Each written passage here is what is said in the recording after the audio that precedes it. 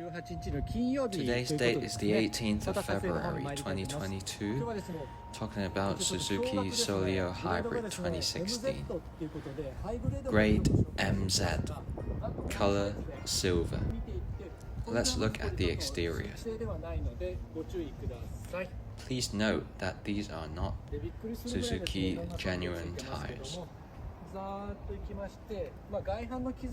Overall, nice and clean exterior.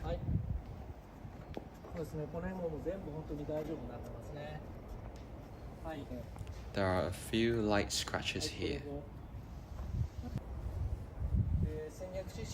Auto sliding doors for both sides.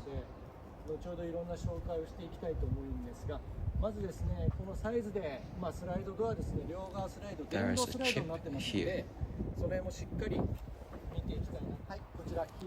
A keyless entry remote available. VIN plate here. Various functions available. ESC available too. いろんなアラウンドビューモニター系もついてますし、こちらですね、電動スライドになってますから、ちょっとエンジンかけてみましょう。 Push button start. はい。で、距離919って書いてありますので、 90,000 kilometers is about 56,000 後ろからこれ電動で開きます。 Convenient auto sliding door. 逆側も開けてます。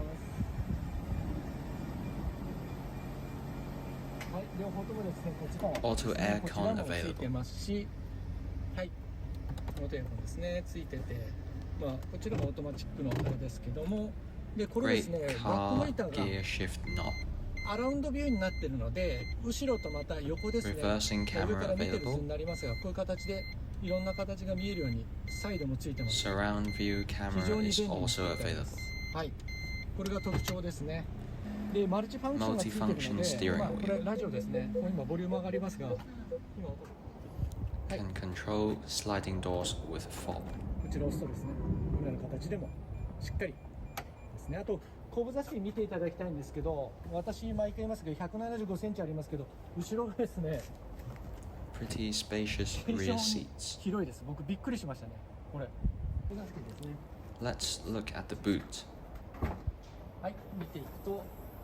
荷物のちょっと居住性出してる分ですね、狭くなりますが、非常にこちらの方も使いやすくですね。このように Can fold the seats for more boot space. これでも本当に Clean 何も言う ceiling. ことないなっていうのが正直言ってびっくりしてるぐらいですね、僕は。もう Passenger seat is in lovely condition too.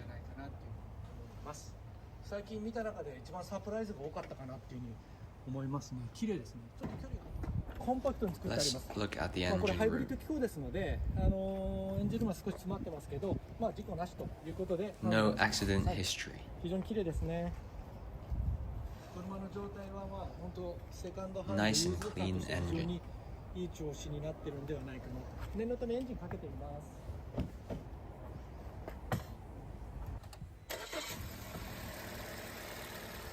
No problem with the engine sound.